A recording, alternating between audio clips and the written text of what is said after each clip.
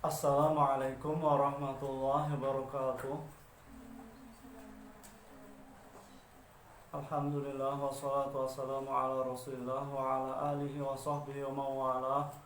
Wa la hawla wa la quwwata illa billah wa ba'da. Al-Fatihah. A'udzu billahi minasyaitonir rajim. Bismillahirrahmanirrahim. Alhamdulillahi rabbil alamin. Ar-Rahmanir Rahim. Maliki yaumiddin.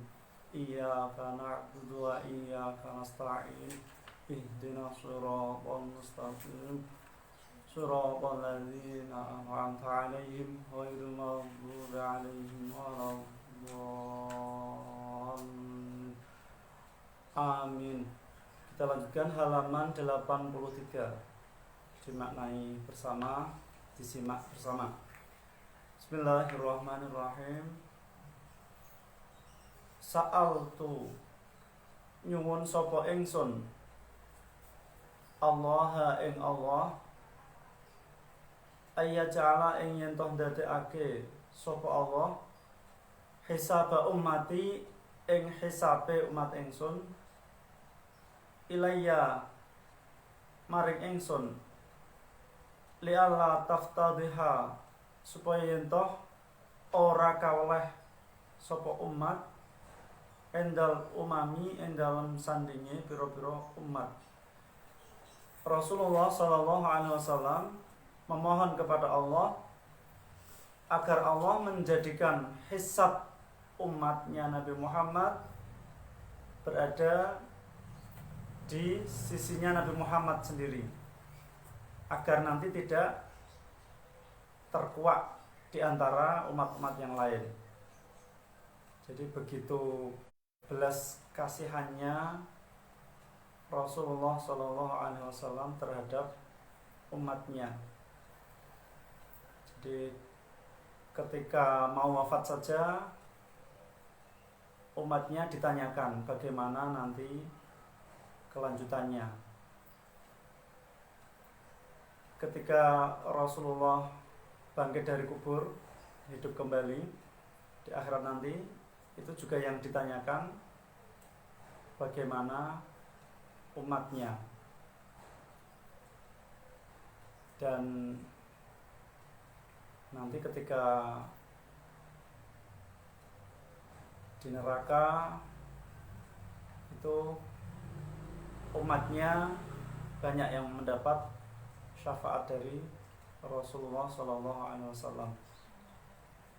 Jadi kalau syafaat di dunia itu pertolongan bentuknya macam-macam, bisa berupa anugerah-anugerah keilmuan atau anugerah-anugerah mungkin fasilitas di dunia. Ada syafaat uzma, pertolongan yang paling agung, yakni seseorang yang masuk neraka bisa dientaskan, bisa diselamatkan sehingga bisa masuk surga. Fauha nuli paring wahyu sapa Allah azza halimahur Allah wa jalalan maha agung Allah ilayya maring ingsun ya Muhammad hai Muhammad bal ana balik utawi ingsun iku uhasibu hisab sapa ingsun hum ing umam paingkana mengkalamun ono iku minhum sangking ummati nika apa zallatun kepleset satartu mongko nutupi ingsun ha ing zallah angka saking sira li Allah taftadhiha supaya yen orang meleh-melehake sapa umat endaka ing dalam sanding sira. Kemudian Allah justru memberi wahyu kepada Nabi Muhammad SAW bahwa Allah sendirilah yang akan menghisab umat Nabi Muhammad sehingga jika ditemukan kesalahan maka Allah akan menutupinya. Jadi menutup aibnya dari Nabi Muhammad, sehingga umatnya Muhammad tidak sampai terkuak aibnya di sisi Nabi Muhammad SAW. Jadi betapa istimewanya umat Nabi Muhammad SAW. Jadi ada keterangan kalau orang-orang yang disiksa di neraka nanti kepalanya itu diganti dengan hewan. Jadi karena kalau jasad itu bentuknya seperti lafal Muhammad. Jadi jasad manusia itu kepalanya seperti mem, dadanya seperti hak, kemudian pinggulnya seperti mem, dan kakinya seperti dal. Itu coba kalau orang tidur berbaring itu nanti ditulis lafal Muhammad nanti sejajar mem, hak, mem, dal. Jadi ada keistimewaan di situ. Sibabul Muslim. Jadi tadi hadis riwayat Imam Ad-Dailami. Sibabul Muslimi utawi misuhi wong muslim iku fusukun fasek. Wa qitaluhu utawi merangi muslim iku kufrun kufur. Hadis riwayat Syaikhan Imam Bukhari Muslim dari sahabat Ibnu Mas'ud. Jadi ini sabda Rasulullah SAW. Mencaci maki seorang muslim adalah suatu kefasikan. Jadi dihukumi dia fasik. Berarti orang yang Islam tapi tidak Islami, ya. Sesama muslim hendaknya saling menghargai, saling menghormati, saling menyayangi dan sebagainya. Kemudian waqita lahu kufrun, memerangi orang muslim merupakan suatu kekufuran. Jadi jangan sampai sesama muslim malah bermusuhan. Jadi sesama muslim itu bersaudara. Jadi bagaikan satu tubuh. Jika ada anggota tubuh yang sakit, yang lain ikut merasakan sakit. Atau bagaikan satu bangunan, antar satu bagian dengan bagian yang lain saling menguatkan. Sari'u age-age sira kabeh fi talabil ilmi dalam luru ilmu. Fal hadis monggo te hadis min shadiqin saking wong kang temen iku khairun wa bagus minat dunia tinimbang saking donya wa malan barang alaiha kang atase dunya nyatane min dhahaben saking emas wa fiddatin lan perak. Hadis riwayat Imam Ar-Rafi'i. Rasulullah mengatakan, bergegaslah dalam menuntut ilmu. Jadi mencari ilmu itu sedini mungkin.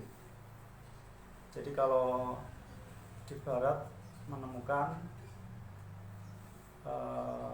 kalau bayi yang dalam kandungan ibu ini diperdengarkan suara-suara musik, ya.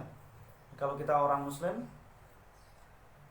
jauh sebelum itu sudah melaksanakan semacam tirakat, ya, semacam riyadhah. Jadi anak yang berada dalam kandungan ibu itu dibacakan surat Yusuf atau surat Maryam. Jadi Mungkin orang tuanya ini ada wiridan-wiridan khusus, ada amalan-amalan khusus dalam rangka untuk memohon kepada Allah agar anaknya nanti menjadi anak yang soleh solehah, yang membawa rahmat, yang membawa keberkahan dan sebagainya. Seperti dulu Nabi Adam juga khawatir terhadap anak keturunannya, nanti kira-kira jadi manusia atau tidak ya. Jadi ada panjatan doa, ada di situ ada keprihatinan dan ada permohonan yang bersungguh-sungguh. Makanya anak, cucu, keturunan itu tidak boleh melupakan leluhurnya, tidak boleh apalagi meremehkan atau menyampingkan, apalagi menyalahkan nenek moyangnya dan sebagainya. Jadi anak, cucu, keturunan itu bisa mendapatkan anugerah banyak itu karena para leluhur, orang tua, kakek, dan terus ke atas itu mereka tirakat ya, mereka banyak berdoa untuk keturunannya. Jadi di balik kesuksesan seseorang itu pasti ada doa-doa yang terpancar dari para leluhur ya. Apalagi kalau leluhurnya ahli tirakat ya, mereka gemar sekali melakukan ritual-ritual tertentu ya. Jadi itu anaknya bisa hebat ya. Jadi kalau enggak anaknya ya cucunya bisa hebat. Jadi banyak keterangan ya.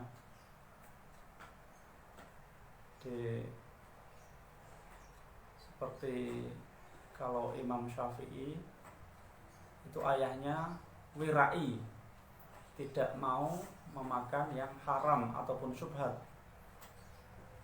Jadi saking wirainya Imam Syafi'i sampai berada di kandungan sang ibu 4 tahun. Ini usia paling lama kehamilan, dan ini mungkin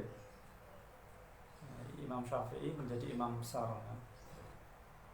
Jadi isyarah Rasulullah nanti di bumi akan ada orang yang dipenuhi dari ilmunya orang ini ya. Dan ternyata para ulama nanti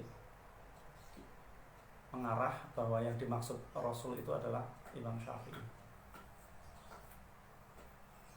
Jadi, ada lagi yang usia kandungan 4 tahun ya, ini gurunya Imam Malik juga 4 tahun dalam kandungan ibunya.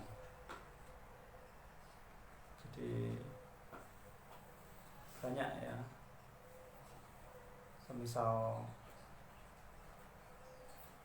Mbah Hasyim Asy'ari itu juga orang tuanya tirakat. Semisal Presiden Jokowi ya, itu orang tuanya juga tirakat, menjadi orang-orang besar. Jadi Allah itu tidak akan menyanyiakan usaha hambanya. Allah tidak akan memberikan sesuatu yang istilahnya kalau orang itu mau berusaha, kalau mau berjuang, Allah tidak akan menyanyiakan perjuangan mereka.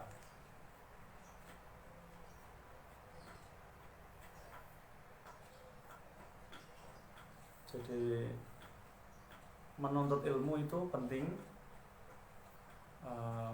sejak dini ya. Kalau akal masih muda ini masih cerdas ya, masih tajam. Jadi untuk hafalan, untuk mengingat, untuk memahami ini masih maksimal ya, masih bisa banyak menampung. Dan Allah memberikan ilmu itu ketika orang-orang berusia muda. Nah, sebab kalau sudah tua itu sudah otak sudah tumpul ya. Jadi tidak sebagaimana muda ya. Nah, paling-paling kalau orang tua ini lebih bijaksana dan dalam merekam juga kuat ya. Dan orang tua ini punya keistimewaan ya. Tetap punya kelebihan dibanding anak-anak muda. Mereka punya pengalaman hidup. Mereka punya perjalanan hidup ya. Jadi punya tahapan spiritual tersendiri dan berbagai macam asam garam kehidupan yang dialaminya. Jadi hadis dari seorang yang jujur, seorang yang bersungguh-sungguh dalam ucapannya, dalam keilmuannya, ini lebih baik daripada dunia dan seisinya ya, walaupun terdiri dari emas dan perak. Jadi menuntut ilmu itu sangat mulia. Orang yang tidak mau menuntut ilmu nanti akan ketinggalan jauh, bahkan akan tergilas dengan perkembangan zaman. Jadi orang yang mau menuntut ilmu, dia akan maju ke depan. Sekian, semoga bermanfaat. Wallahu a'lam bishawab. Wassalamualaikum warahmatullahi wabarakatuh.